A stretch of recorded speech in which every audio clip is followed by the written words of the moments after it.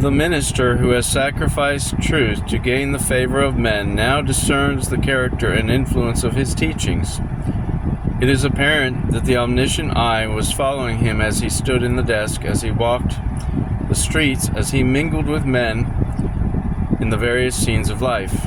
Every emotion of the soul, every line written, every word uttered, every act that led men to rest in a refuge of falsehood has been scattering seed, and now in the wretched lost souls around him he beholds the harvest.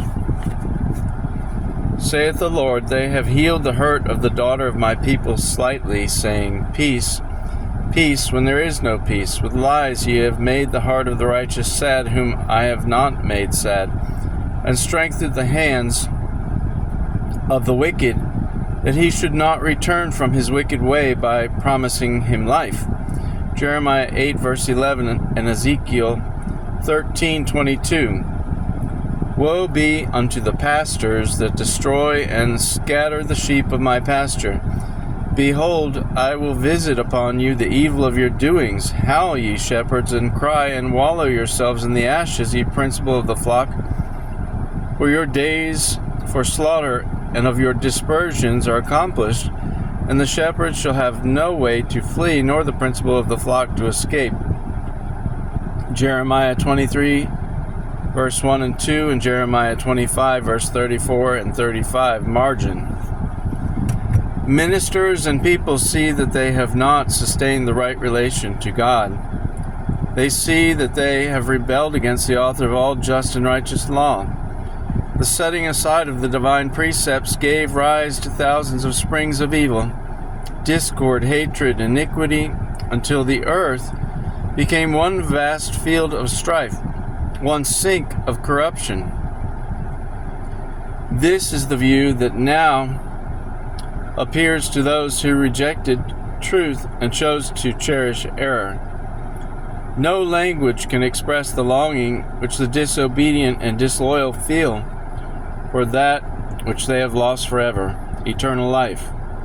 Men whom the world has worshipped for their talents and eloquence now see these things in their true light. They realize what they have forfeited by transgression, and they fall at the feet of those whose fidelity they have despised and derided, and confess that God has loved them. The people see that they have been deluded. They accuse one another of having led them to destruction, but all unite in heaping their bitterest condemnation upon the ministers. Unfaithful pastors have prophesied smooth things. They have led their hearers to make void the law of God and to persecute those who would keep it holy. Now, in their despair, these teachers confess before the world their work of deception. The multitudes are filled with fury. We are lost, they cry, and you are the cause of our ruin. And they turn upon the false shepherds. The very ones that once admired them most will pronounce the most dreadful curses upon them. The very hands that once crowned them with laurels will be raised for their destruction. The swords which were to slay God's people are now employed to destroy their enemies. Everywhere there is strife and bloodshed.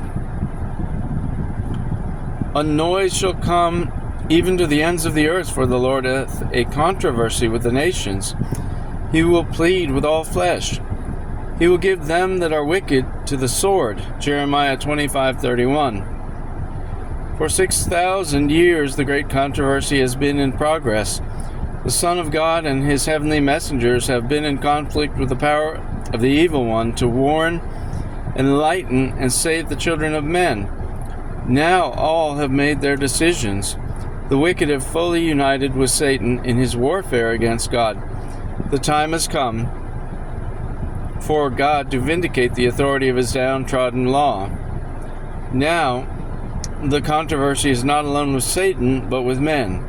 The Lord hath a controversy with the nations. He will give them that are wicked to the sword.